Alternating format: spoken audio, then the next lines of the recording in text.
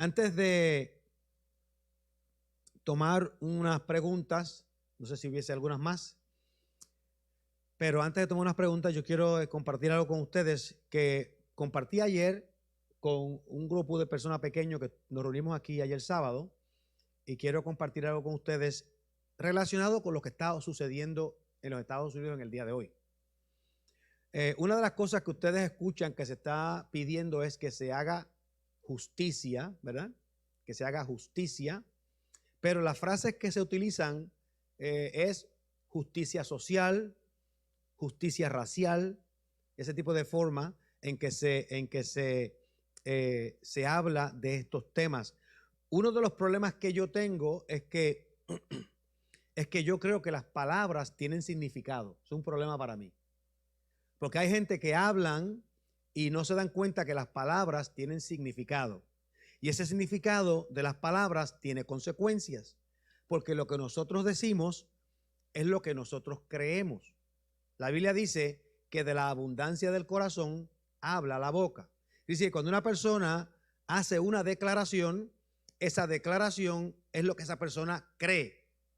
Pero si la persona cree algo y hace la declaración y no entiende las consecuencias de lo que dice, o no entiende el potencial de esa frase o esas frases pueden tener, se pueden inflamar las emociones, se puede inflamar el enojo, el deseo de venganza, y entonces lo que creamos es un estado de violencia. Por ejemplo, la frase justicia social.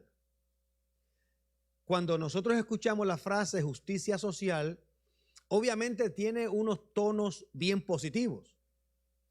Pero cuando utilizamos la palabra social inmediatamente va a hablar de grupos sociales. Y cuando hablamos de grupos sociales, quiere decir que hay un grupo social que requiere justicia, porque hay otro grupo social que está haciendo injusticia. Y cuando lo vemos de esa manera, el grupo social que se percibe como siendo victimizado se va a sentir con el derecho de buscar venganza en contra del grupo social que se entiende como el victimario. Y una vez la justicia se convierte en una justicia grupal, no importa si un miembro del grupo victimador o victimario, no importa si ese grupo o si una persona en particular ha cometido alguna injusticia o no, por ser miembro del grupo es tan culpable como los que hicieron la injusticia y merece el mismo castigo. No sé si ustedes me están entendiendo lo que quiero decir. Vamos a utilizar, por ejemplo, aquí tenemos unos hermanos de Panamá. ¿Dónde están los hermanos de Panamá? Decimos que los hermanos de Panamá son, o Panamá, o los panameños, es un grupo social que está victimizando a otro grupo social. Nuestros tres hermanos panameños que están aquí en el día de hoy no han victimizado a nadie. Pero como ellos son panameños, ellos también pueden recibir la venganza de las víctimas. No sé si me entienden. Por eso es que la justicia bíblica siempre está basada en el individuo. El hombre que pecare, morirá. El hombre que pecare, morirá. O sea, el hombre que comete la falta tiene que pagarla. No el grupo, no la familia, los primos y los tíos y los antepasados y los futuros hijos, no los nietos, sino el hombre que pecare morirá. Y dice el profeta Jeremías que llegará un tiempo donde no se dirá más: los padres se comieron las uvas y los hijos padecieron la dentera. Eso está hablando de justicia. La justicia se refiere al individuo que comete la falta. Individuo que comete la falta. Guerras comienzan Guerras comienzan cuando grupos se separan los unos de los otros y los grupos se acusan los unos a los otros. Cuando es el individuo podemos remediarlo. Cuando es el grupo no podemos remediarlo. Y yo les quiero decir, le he dicho en varias ocasiones y les voy a decir otra vez, si seguimos presentando las dificultades que tenemos en los Estados Unidos como asuntos de justicia social, debemos de prepararnos para una guerra racial. Eso no es ser pesimista, eso es que yo soy lo suficientemente antiguo como para reconocer las consecuencias que las frases pueden tener. Hay un problema que ocurre. El otro día, eso sería el lunes o el martes, por la mañana, yo a veces, yo no sé qué me pasa, por la mañana, no sé si es que estoy acabando de levantarme o acabando de despertarme, pero se me ocurren unas cosas increíbles por las mañanas. Cosas que no había pensado, de momento aparecen. Y hace unos días, creo que fue el lunes por la mañana, me levanto y estoy pensando en los 10 mandamientos. Los 10 mandamientos. ¿Usted conoce los 10 mandamientos? ¿No hay? Casi todos podemos decir el primero. Casi todos podemos decir el primero. Pero conocemos otros mandamientos que están ahí. Y fíjense lo que sucede. Cuando me levanto y estoy pensando en los 10 mandamientos, algo extraño ocurre. Y es la pregunta, ¿qué es lo que está implícito en los 10 mandamientos? O sea, no está descrito claramente, pero está implícito en los 10 mandamientos. ¿Qué es lo que está implícito en los 10 mandamientos que es esencial para que los mandamientos tengan sentido? Y nosotros a veces leemos los mandamientos y si alguien dice, bueno, la Biblia dice no hurtarás. Ustedes ven ese texto, ¿verdad? El mandamiento. No hurtarás. Y decimos, ¿por qué el hurtar es pecado? ¿Por qué es pecado el hurtar? Bueno, porque la Biblia lo dice. Porque Dios lo dice. Pero yo pienso que yo soy una persona bastante razonable y me gusta usar la razón. Y si yo soy una persona razonable que me gusta usar la razón, pienso que Dios también es razonable y le gusta usar la razón. Quiere decir que cuando Dios da un mandamiento es porque hay una razón por la cual lo está dando. O sea, Él no está dando el mandamiento nada más porque a Él le da la gana de dar el mandamiento, sino que Él da el mandamiento porque hay algo detrás del mandamiento que es necesario. Entonces dice, no hurtarás. ¿Qué es lo que eso implica? El hurtar. El hurtar implica que usted está tomando las propiedades de otra persona. ¿Oyeron la palabra? Si la persona no tuviese derecho a sus propiedades, el hurtar no tendría significado.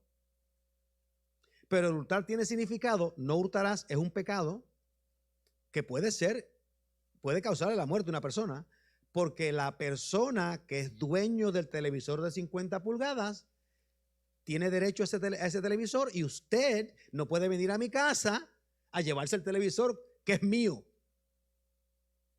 Porque la Biblia dice que si usted viene a mi casa y se lleva el televisor que es mío, eso es hurtar. ¿Y qué entonces eso significa? Eso significa que hay una violación de la privacidad o de la propiedad privada de la persona. Por eso es que dice también, no matarás. ¿Por qué? Porque usted no tiene derecho a quitarme a mí mi vida. Porque mi vida me pertenece a mí. Dios me la dio a mí para que yo la viva. ¿A quién yo le doy cuentas por mi vida? A Dios. La Biblia inclusive lo dice así. Es necesario que todos mueran y después el juicio. ¿Quién es el que va a hacer el juicio? ¿El vecino? ¿El gobierno? No. El juicio lo va a hacer Dios. Es necesario que todos mueran y después el juicio. Quiere decir que Dios nos dio la vida, nos otorgó unos dones, nos dio unas posibilidades de vida y entonces cuando esta vida aquí termine tenemos que darle cuenta a Dios de cómo vivimos. Por eso es que el vecino no tiene derecho a quitarme a mí la vida. Porque hay una violación del diseño de Dios. ¿Cuál es el diseño de Dios? El diseño de Dios es que yo viva mi vida de acuerdo a mis preceptos y yo no tengo el derecho de infringir en la vida del vecino. No lo puedo ni matar, no le puedo robar, porque eso le pertenece a él. Es más, cuando hablamos del último mandamiento dice, no codiciarás, fíjense con la frase, no codiciarás de tu vecino ni su casa, ni su esposa, ni su sirviente masculino, ni su sirviente femenino, ni su buey, ni su asno, y nada que le pertenezca a tu prójimo. O sea que el mandamiento mismo indica que hay cosas que me pertenecen a mí, a las cuales usted no tiene derecho.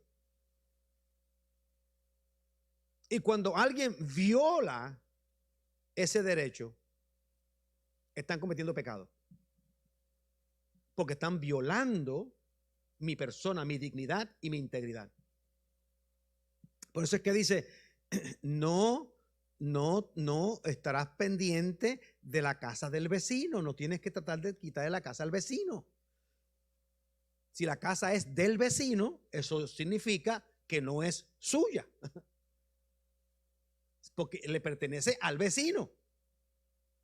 Y digo esto porque las personas que están promoviendo y predicando o enseñando justicia social, invitan a que nosotros participemos en la justicia social, y cuando llegamos al sitio donde está la protesta, le entregan a uno ladrillos para que uno rompa las ventanas de las otras personas. Esa tienda, esa casa no es mía. Y aunque yo pueda tener algún problema con alguien, esa casa no es mía. Eso es una violación de la integridad de la persona que es dueño de eso. Quiere decir que si yo tengo un problema, yo debo de buscar una forma de resolver el problema sin violar la integridad y la dignidad de las otras personas. Yo no sé si ustedes me están entendiendo lo que yo les quiero decir. Porque cuando violamos la integridad y la dignidad de las otras personas, el resultado siempre va a ser violencia. Siempre va a ser violencia. Yo quería presentar, pero no tuvimos tiempo de arreglarlo todo. Ustedes han visto los comerciales de SimpliSafe. ¿Ustedes han visto SimpliSafe? Pero no todo lo de SimpliSafe. Es una agencia de seguros, que aseguranzas en las casas. Me refiero específicamente a donde hay un señor que él es un ladrón y sale en el comercial con un gorro puesto, no se le ve la cara, y él está sentado en una mesa y tiene ahí todo lo que se ha robado. Él dice que ese es mi trabajo, soy un ladrón, entonces va y le joda a otra gente. Pero en la casa de él, él tiene un sistema de alarmas que se llama SimpliSafe para que no le puedan robar a él. O sea que para la casa mía yo tengo el sistema de alarmas que no me puedan robar, pero yo puedo ir a robar a los demás. Y en una forma jocosa, ellos revelan algo bien profundo, sin darse cuenta, porque ellos lo que están haciendo lo jocoso, yo voy a robar, pero tengo mi SimpliSafe para asegurar mi casa. Y en uno de esos comerciales hay otro ladrón que está tratando de robarle la casa de él, pero cuando trata de abrir la ventana, suena la alarma, la policía viene y lo agarra, y él le dice, parece que has perdido tu toque, tu habilidad para robar. Y es porque él tiene la seguranza SimpliSafe. Ahí se está protegido. Entonces, ¿por qué ese ladrón siente la necesidad de proteger su casa, pero no tiene ningún respeto por la propiedad de las casas a las que él roba? ¿Dónde está la conciencia de él?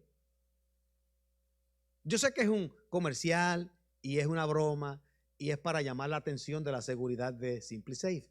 Pero ¿dónde está la conciencia de él? ¿Cómo le enseñamos nosotros a nuestros hijos, a nuestros jóvenes, acerca de respetar la propiedad privada de los demás?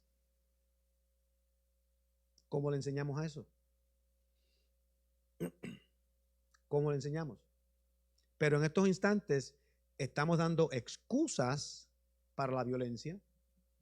estamos dando excusas para la violación de la dignidad y la integridad de otras personas. Me tomé más tiempo de la cuenta, pero yo quería compartir esto porque pienso que la razón por la cual la justicia de Dios no es ni social, ni racial, ni del medio ambiente. La justicia de Dios es justicia. Si alguien viola la dignidad de otra persona y la integridad de otra persona, tiene que pagar por esa violación. Si alguien viola a otra persona, la razón por la cual el ultraje no solamente es un crimen, sino que es un pecado, es porque ese hombre que ultrajó a esa mujer violó la dignidad y la integridad de ella. La razón que el matar es un pecado es porque esa persona que mató a esa otra persona violó la dignidad de la otra persona.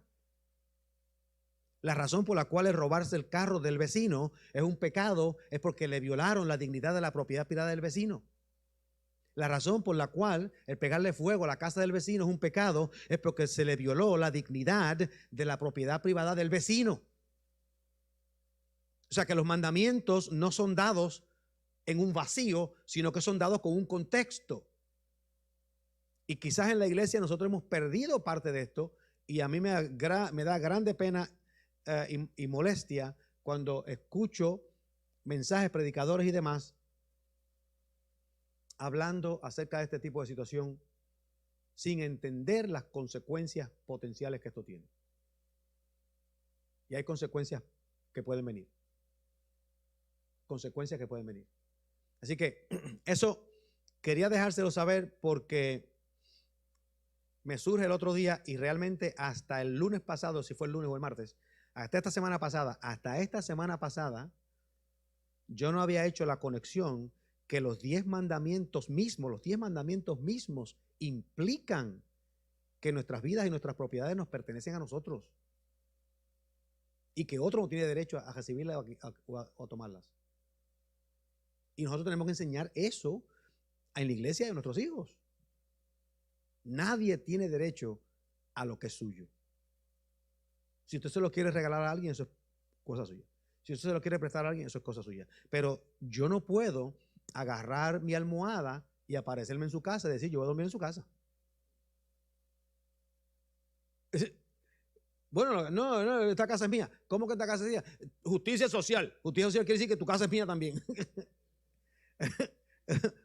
No, yo no creo que la cosa funcione. ¿Cuántos de ustedes quisieran que yo hiciera eso? Que llegara a su casa y tirara la almohada allí en la cama de ustedes. No solamente en la cama que está en el cuarto de los invitados, sino en la cama suya. Tienes que irte tú para los invitados. Ustedes se ríen porque saben la verdad, ¿verdad? Cómo funciona esta cosa. Bueno, amén. Tengo otra pregunta. Trae la caja bien, sin problema. Bueno, vamos a abrir un par de preguntitas aquí. Y entonces, siempre es más o menos una conversación que tenemos. Dice la primera pregunta acá, en la Biblia se menciona a otros dioses, se mencionan como falsos dioses. ¿Cómo podemos explicar esto a los inconversos? Ok. Cuando la Biblia habla de otros dioses, no está diciendo que Dios, el creador del cielo y de la tierra, conoce, está familiarizado y se comunica con otras personas o otros seres que son dioses como Él. Cuando la Biblia habla de otros dioses, lo hace desde la perspectiva que nosotros los seres humanos tenemos la tendencia a crear ídolos para nosotros mismos. Y esos ídolos no es que son dioses, porque la Biblia los describe como que son sordos mudos, que no escuchan las oraciones, que no pueden contestar, que no pueden hacer nada. En otras palabras, son pedazos de palo, pedazos de piedra, son estatuas creadas por los seres humanos que no tienen ninguna clase de poder. Así que cuando la Biblia menciona estos dioses, no está, que es una cosa que la gente a veces no ve de la Biblia, no entiende la Biblia. Cuando la Biblia menciona que estos dioses, no está diciendo que Dios está diciendo que hay otros seres con poderes de Dios. Lo que está diciendo es que los seres humanos han establecido falsos muñecos, piedras, árboles y demás como un objeto de adoración. Por eso es que estos objetos de adoración no funcionan. Un caso clásico en la Biblia se menciona a Baal como un dios, ¿verdad? Tiene nombre, Baal, o sea, como un dios. Y Elías se encuentra con los profetas de Baal. Nosotros hasta tenemos coritos que dicen de profeta de Baal, ¿eh? Se encuentra con los profetas de Baal. Está entonces, dice Elías, yo le voy a hacer un reto. Eran 450 profetas de Baal y Elías solo. Supuestamente, si tú tienes 450 personas, pues tiene más poder que la persona sola. Entonces le dice, vamos a hacer una cosa, vamos a ponerle aquí un buey, vamos a hacer un sacrificio, vamos a preparar un holocausto, y el Dios que responda con fuego, ese es verdadero Dios. Y Elías le dijo, vayan ustedes primero. Y se pusieron allá el buey, pusieron la cuestión, prepararon la leña, buscaron un poco de gasolina para que si acaso la cosa prendiera más rápido, echaron gasolina al buey, a todo lo que estaba allá. En el tiempo de Elías tenían gasolina. Entonces lo preparan. Y los 450 profetas comenzaron a clamar a Baal. Envía fuego. Envía fuego. Y Elías bromeando, porque Elías sabe que Baal no existe. Una creación del ser humano. Envía fuego. Y dice que se golpeaban, se cortaban, se tiraban en el suelo, se arrastraban en cenizas. Y Elías le decía, tienen que gritar más duro porque lo más seguro está viendo televisión y no lo puede oír. Está jugando un jueguito de un video game y no lo puede oír. Y ellos tirándose al suelo. Bueno, la cosa fue que después de 8 horas, Baal no dijo nada. Entonces Elías dijo, vamos a ver si el Dios de nosotros, el Dios verdadero, puede contestar. Y Elías le dice, pero para que sepan que esto no es un truco, vamos a echarle agua a la leña, vamos a echarle agua al holocausto, vamos a echarle agua a las piedras, vamos a hacer una zanja alrededor y vamos a echarle agua para que se llene todo eso de agua. Y entonces Elías dijo, se levantó y oró a Dios. Y cuando pide el nombre de Dios, dice que todavía no había terminado Elías de orar, cuando vino fuego del cielo que lamió el agua y quemó el holocausto. Los dioses falsos es una forma de decir que nosotros seres humanos hemos decidido engañarnos a nosotros mismos adorando y sirviendo a cosas que no existen. Entonces la Biblia los menciona como dioses falsos porque no son reales. No son reales. Allá en Puerto Rico se utiliza, pues a veces dicen, hay frases que se dicen en Puerto Rico. Cuando algo es artificial, decimos, esas son flores de verdad o de embuste. No decimos de verdad o artificial, sino de verdad o de embuste. No, son verdades, son de verdad. Lo que pasa es que son artificiales. No, porque si fueran de embuste no existieran, pero están ahí. O sea que esa mata que está ahí es artificial, pero no es de embuste. Porque está ahí, es real. Entonces, a veces nosotros usamos frases, por eso usamos frases y no nos damos cuenta que las frases no significan, o sea, tienen un significado preciso. Así que cuando nosotros hablamos con una persona inconversa, una persona que no conoce al Señor, tenemos que decirle, estos dioses son falsos porque no existen. No existen. No son reales, porque son falsos. Porque no existen. Si existieran, fueran verdaderos, aunque fueran artificiales, ¿verdad? Pero no existen. Entonces, cuando la Biblia lo menciona, lo dice desde esa perspectiva. Amén. No sé si eso contesta la pregunta. Ok. Otra pregunta dice, ¿por qué hoy tenemos miedo de predicar el verdadero evangelio y solo predicar lo que endulza mi vida? Bueno, lo que sucede es que el dulce sabe bueno. ¿Cuánto a ustedes les gusta el azúcar? Una cosa increíble. Los dulces son fantásticos. Cuando yo tenga 95 años o 115 años, lo que sea, y me pregunten a qué yo atribuyo el haber vivido tantos años, yo le voy a decir a que yo todas las noches, me como 4 onzas de helado de vainilla. Porque el dulce agrada. Bueno, todas las noches. Y eso es verdad. Yo todas las noches me como un vasito de helado. Todas las noches. Eso es una costumbre. Con un conito, eso es una costumbre. Porque a mí el helado me encanta. Y en Puerto Rico decimos mantecado. Pero el helado me encanta. Entonces, pues como no quiero engordar mucho, me limito a un vasito pequeñito. Pero me doy el gusto. porque es dulce. De cada rato, no se lo estoy diciendo por lo que tiene que hacerlo ni nada de eso, pero de cada rato Adria me lleva un poquito de tembleque, o nos lleva un poquito de tembleque. Una bendición, el dulce es fantástico. La gente se atrae a lo que es dulce. Y cuando alguien valida mis prejuicios, yo me acerco a esa persona. Cuando alguien valida mis prejuicios, yo me acerco a la persona. Pero cuando alguien me dice la verdad, a veces la verdad me incomoda. Porque la mayor parte de nosotros no queremos confrontar las verdades acerca de nosotros mismos.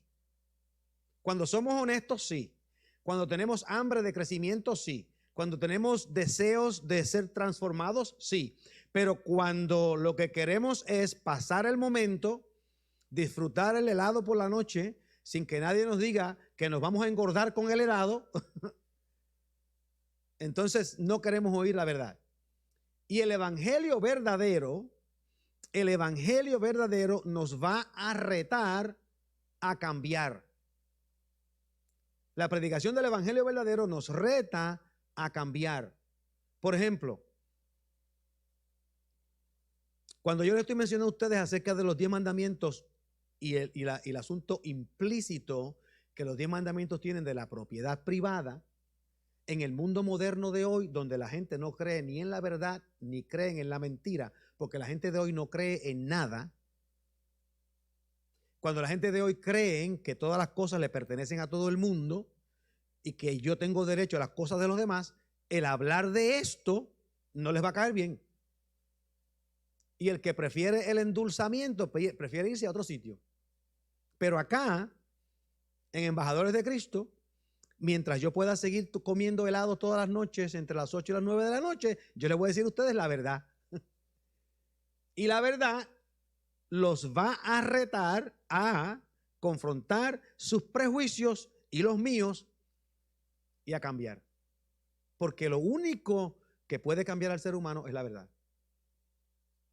Si usted está escuchando mensajes, predicaciones, leyendo libros, viendo programas de televisión, lo que sea en lo que usted esté entretenido, si esas actividades no producen cambio, la verdad de Dios no está.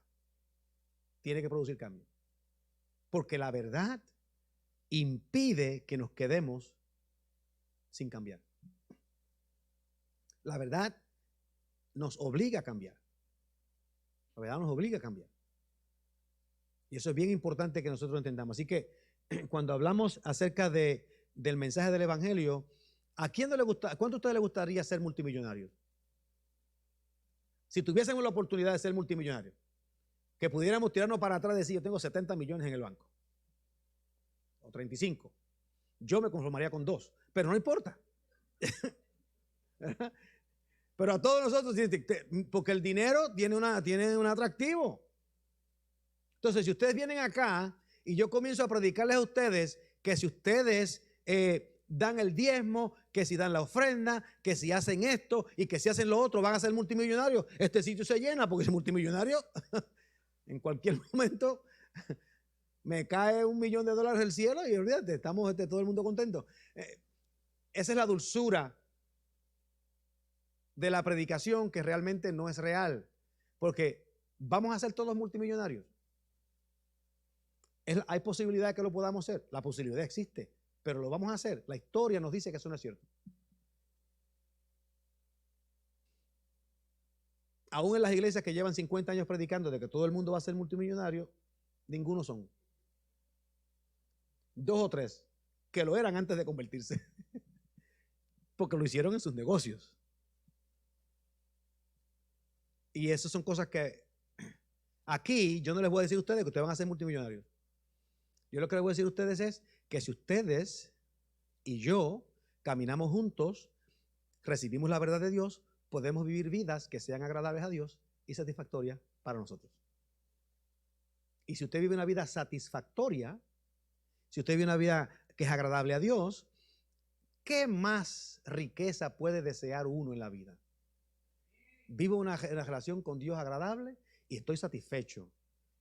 Crié buenos hijos, tengo mi trabajo, tengo mi casa, tengo mis cositas que hago, voy a la iglesia, me comparto con las personas, lo pasamos bien, vivo en paz, vivo con una conciencia tranquila, me acuesto a dormir y duermo en paz hasta en la mañana, a hacer mi trabajo, lo hago con gusto, lo hago con gozo. ¿Qué mejor que eso?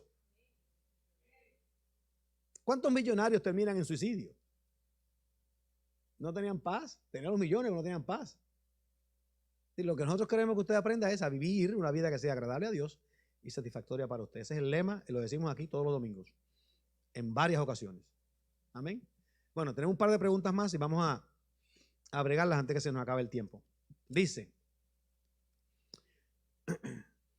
como nosotros hablamos con nuestros hijos y familias cómo nosotros hablamos con nuestros hijos y familias acerca de mi fe. En estos momentos es difícil, ya que si no pensamos como ellos en cuanto a lo mismo, al racismo, no somos cristianos. Claro, esto es un problema. Esto es un problema porque en estos instantes donde estamos viviendo, nuestros hijos han sido educados en un sistema educativo universitario y de las escuelas, donde la forma en que evalúan al mundo es a través de lo que se llama la teoría crítica. La teoría crítica es el método de evaluar las circunstancias y la vida alrededor de usted, que proviene del libro el Manifiesto Comunista, escrito por Karl Marx. Un manifiesto ateo, una cuestión atea que está en contra de los principios básicos de la iglesia. Y una de las razones por las cuales, ustedes saben que el socialismo no ha funcionado en ningún sitio, ¿verdad? Trataron recientemente en Venezuela y está muriéndose la gente de hambre. Ahora mismo leí un reportaje que después de 37 años de Robert Mugabe ser líder de Zimbabue, están ahora al borde de una hambre donde millones de personas van a morir. El socialismo no funciona en ningún sitio. ¿Sabe por qué no funciona en ningún sitio? Porque no respetan ni la propiedad privada ni a Dios. El socialismo es ateo por inherencia y socialismo, sistema social, no hay respeto a la propiedad privada. Entonces, cuando nosotros establecemos sistemas que van en contra de los propósitos y diseños de Dios, no pueden funcionar. ¿Qué sucede? Nosotros vamos a tener dificultades en convencer a la juventud de ahora, que están completamente vendidos al sistema de la crítica de ética, racista, lo que sea. Están vendidos en esa teoría crítica.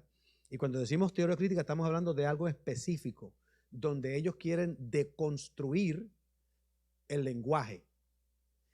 Cuando decimos que vamos a deconstruir el lenguaje, hace 50 años atrás el racismo era cuando una persona blanca funcionaba y creía que una persona negra o hispano, o un hispano con un blanco, lo que fuera, cuando una persona blanca creía que una persona negra era inferior como resultado del color de su piel. Eso es lo que se creía del racismo anteriormente. Pero este sistema ha venido a deconstruir el lenguaje, de tal manera que la palabra racismo hoy no significa el que una persona blanca crea que una persona negra es inferior. El racismo hoy significa que un grupo social tiene unos privilegios que otro grupo social no tiene, aunque el grupo social de los privilegios nunca haya sido racista en contra de nadie como individuo. Entonces se deconstruye y se remueve el lenguaje y la definición de lo que originalmente significaba y ahora significa algo completamente diferente. Por eso es que ustedes pueden ver, como hemos visto en la televisión, una muchacha blanca de 23 años, 24 años, que creció en un hogar privilegiado en los suburbios, ir a la ciudad y gritarle a un policía negro de que el policía negro es racista. Ella es blanca y el policía negro es negro, se crió pobre, Pero ella le puede gritar al policía negro que él es racista porque él no cree como ella, no porque él sea negro o sea blanco o sea lo que sea, es que él no cree como ellos. Entonces la definición de racismo se ha movido de la definición de las diferencias del color de la piel a una definición ideológica. Si usted es socialista, usted cree en el racismo sistemático o sistémico. Si usted es socialista, cree en el racismo sistémico. El sistema es racista. Pero las cosas tienen significado. Las cosas tienen significado. Un sistema no puede ser racista porque un sistema es una metodología que se establece para funcionar en un lugar. Un carro no puede ser racista y es un sistema. Un automóvil es un sistema. ¿Usted sabe que un automóvil es un sistema, verdad? Yo una vez utilicé una ratonera, ¿sabe lo que es una ratonera? Una de esas ratoneras de cantazo que le dan, mata a los ratones cuando viene a buscar el queso. Eso es un sistema. Es un sistema. El ratón puede ser blanco o puede ser negro. Pero si el ratón entra a cogerse el queso, la ratonera lo va a pillar. Porque a la ratonera no le importa. Entonces, cuando empezamos a hablar y a deconstruir el lenguaje, nos estamos separando y distanciando de la verdad. El problema que tenemos es cómo convencemos, es la pregunta, cómo nosotros convencemos o cómo tenemos una conversación en estas circunstancias. ¿Cómo tenemos la conversación? Yo lo que sugiero es lo siguiente. Lo que sugiero es que podemos decir el racismo o la superioridad racial existe. Y cualquier persona que basándose en el color de su piel crea que otra persona es inferior es racista. Y eso te incluye a ti. Si tú crees que una persona es inferior o que merece alguna clase de castigo por ser racista, eso te incluye a ti. En el momento en que comenzamos a evaluar a la gente por lo más superficial de la vida humana, que es el color de la piel que nadie puede controlar, en ese momento disminuimos la imagen de Dios en esa persona. Quiere decir que si yo te acuso a ti de racista, pero tú nunca has hecho nada para hacerte superior a los demás, el racista soy yo, no tú. Yo siempre he dicho que si usted ve un predicador diciendo, hablando constantemente de la infidelidad sexual, que tenemos que tener la infidelidad sexual, y eso lo hace todos los domingos, la infidelidad sexual surge para afuera. Yo les garantizo a ustedes que ese predicador está teniendo problemas con infidelidad sexual. Porque nosotros tenemos la tendencia a revelar lo que somos. Y cuando una persona está acusando a todo el mundo de racista, posiblemente ellos son los racistas. Yo por eso cuando preparo las predicaciones, las preparo con un año de anticipación. ¿Sabe por qué? Porque yo no quiero que mis predicaciones sean una confesión de mis faltas. Como la preparo con un año de anticipación, nadie está pensando, mira, estás repitiendo aquello mucho. Lo mismo que el predicador que está constantemente hablando de dinero, que si tenemos que dinero, que si el dinero, que si esa persona tiene problemas con avaricia. Todavía tiene el ídolo de la avaricia en su corazón, todavía tiene a Mamón establecido en su corazón, todavía no ha permitido que Dios, que Jesús, sea el verdadero Dios de su vida. Porque la gente dice más de lo que quieren decir. Ustedes saben eso. Y yo le he dicho a ustedes que a mí me gusta leer, me gusta oír lo que la gente no dice. Y la persona que me habla a mí y lo primero que me menciona es racismo, es porque tú tienes un problema. Tú tienes un problema. Porque si tú no tuvieras problema, no me tratabas a mí de esa forma. Tienes un problema. Entonces, ¿cómo hablamos? Tenemos que cambiar la conversación. La conversación no es yo no creo que hay racismo. No, yo creo que hay racismo. Yo lo que creo es que el racismo puede existir en cualquier lugar porque nosotros todos somos pecadores y nosotros todos tenemos nuestro orgullo nacional. Nosotros todos tenemos nuestros prejuicios nacionales. Dígale a un coreano que es chino. Dígale a un mexicano que es puertorriqueño. Tú eres puertorriqueño. No, yo no, yo soy de de Guadalajara. Un panameño que es colombiano. Estuvimos conectados en una ocasión hace muchos años históricamente, pero yo soy de Chiriquiri, ¿verdad? Panamá. Eso no quiere decir que somos racistas, eso quiere decir que yo tengo una identidad y yo quiero mantener mi identidad.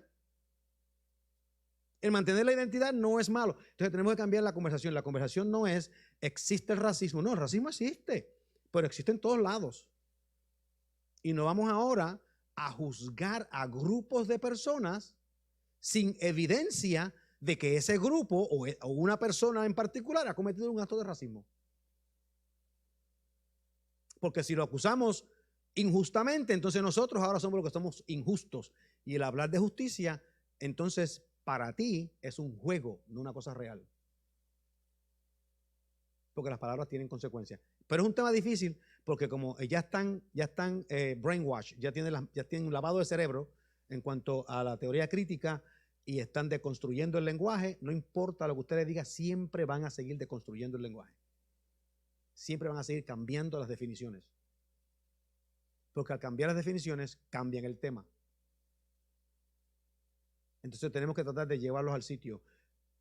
Pecado es el problema. El problema no es el racismo, el problema es el pecado. Y todos nosotros somos pecadores y todos tenemos la posibilidad de sentirnos superiores a los demás. Yo me acuerdo que en Puerto Rico, cuando hablamos de los americanos, se hablaba de los americanos y muchos puertorriqueños decían, lo que pasa es que los americanos son tontos. ¿Por qué? Porque uno le puede quitar el dinero, que se va a estar regalando dinero a la gente, podemos ir a Estados Unidos y allá agarramos el welfare, nos dan chavo y no tenemos que vivir. Y todo eso, eso era parte de eso, se conversaba en Puerto Rico. Yo sé que ustedes puertorriqueños no lo quieren confesar, me están dejando a mí solo confesar esto, pero eso pasaba.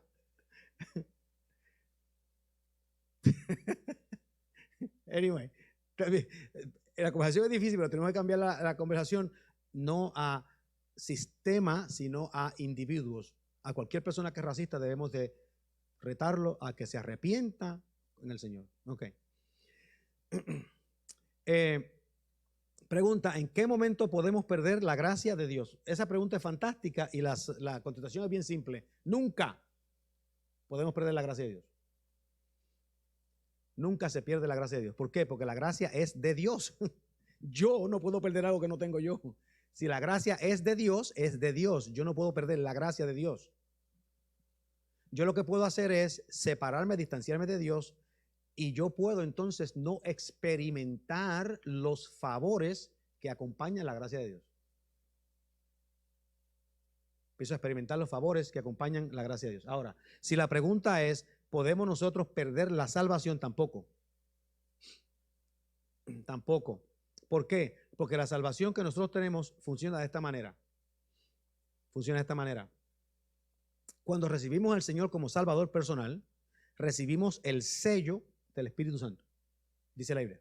Usted acepta a Cristo, recibió el sello del Espíritu Santo. Y el escritor Pablo dice que ese sello son las arras de nuestra herencia. Las arras. Las arras es la promesa, el depósito, la confirmación de que Dios va a pagar la deuda completa. Quiere decir que cuando nosotros recibimos al Señor, el Señor hace una promesa, firma un contrato, firma una hipoteca con usted y le entrega el contrato con el sello del Espíritu Santo. Ese contrato se lo lleva firmado por Dios. Dios dice, yo te estoy entregando este depósito, te estoy poniendo el sello del Espíritu Santo en tu vida y este documento garantiza que yo voy a pagar la deuda completa. Porque ya la deuda fue pagada en Cristo. Lo garantiza. Entonces Dios firma el contrato, te entrega el sello. Ahora está sellado con el Espíritu Santo en el corazón. No un tatuaje pegado del cuello que se puede arrancar. Es un sello espiritual en el corazón del ser humano y una creación nueva de vida. Hemos pasado de muerte a vida. Tenemos una creación, una criatura nueva. Esa criatura nueva tiene el sello del Espíritu Santo. Ese sello es permanente y es una garantía de que Dios va a cumplir el trabajo total de lo que Él ha prometido. Hasta lo que yo sé, usted puede quizá tener la evidencia diferente, hasta lo que yo sé, Dios nunca ha defraudado a ningún deudor de pagar su hipoteca, como nosotros hacemos de cada rato.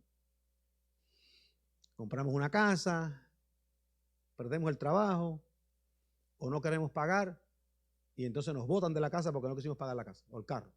¿A cuántas personas les reposesan sus carros? Se los quitan. ¿Cuántas personas pierden sus casas? Porque no los pagan. Hay muchas miles de razones por las cuales no les pagar. Pero el problema que tenemos con Dios es que Dios, o el problema que tenemos los que no entendemos este proceso, es que Dios no tiene trabajo. Dios no necesita trabajo. Él no necesita cobrar nada. Porque Él es dueño de todo. Así que cuando llegue el momento de pagar, Él lo que tiene que hacer es escribir un cheque y lo paga completo.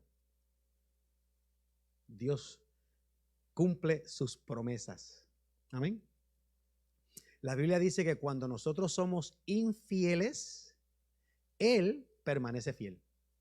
Porque Él no puede negarse a sí mismo. Por lo tanto, Dios, que es fiel y que no puede negarse a sí mismo, cumple su promesa. Y cuando nosotros creímos, recibimos a Cristo, fuimos sellados con el Espíritu Santo, que es las arras de nuestra herencia, es la promesa de nuestra herencia, y eso quiere decir que un día Dios va a pagar la deuda completa. Ese día nosotros lo llamamos el día de la resurrección. Y Pablo estaba tan confiado en ese proceso que dijo que ya fuimos resucitados con Cristo, capítulo 3 de Colosenses, verso 1. Y nuestras vidas están escondidas con Cristo en Dios. Y cuando alguien le dice a usted, tienes que cuidarte porque vas a perder la gracia de Dios, te vas a caer de la gracia de Dios, se te va a perder las llaves del cielo, lo que sea, Pedro no te va a recibir. Cuando alguien está diciendo eso, es un proceso manipulativo para crear miedo y crear mistrust, que no confiemos en Dios, desconfianza en el Señor. Lo que el Señor nos llama a nosotros es a, ya que somos salvos, ya que vivimos en el Señor, ya que estamos resucitados con Cristo, ya que nuestras vidas están escondidas con Cristo es Dios, ya que estamos en esa posición, aprendamos a vivir de acuerdo a lo que hemos recibido. Eso es lo que Dios quiere de nosotros. Aprendamos a vivir de acuerdo a lo que hemos recibido. Porque lo que Dios quiere es que nosotros vivamos unas vidas que sean agradables a Dios y satisfactorias para nosotros. Amén. Tenemos con nosotros visitándonos hoy también a nuestro señor hermano Orlando García. Dios le bendiga, hermano. Nos alegramos que esté con nosotros en el día de hoy. Esperamos que sea de bendición. Hoy es un día diferente porque estamos haciendo preguntas y respuestas, así que es diferente a los domingos. Pero damos las gracias que está con nosotros y nos gustaría verle en otra ocasión. Amén. Bueno, hermanos, así terminamos todas las preguntas, todas las respuestas. Todo el mundo que está contento dice amén. Y los que no están contentos, yo no los puedo ayudar. Amén. Gloria a Dios. Le bendiga a todo el mundo ya en Facebook. Vamos entonces a orar para cerrar este tiempo y pedimos que el Señor continúe añadiendo bendición a nuestras vidas. Gracias te damos, Señor, en esta mañana por esta bendición que nos das. Pedimos que en el nombre de Jesús tú nos continúes guiando, dando paciencia, dirección, sabiduría y que, Señor, que aprendamos a vivir en tu presencia, que entendamos no solamente que lo que creemos, sino que lo que decimos tiene consecuencias. Enséñanos a vivir conforme a tus preceptos y conforme a tu carácter.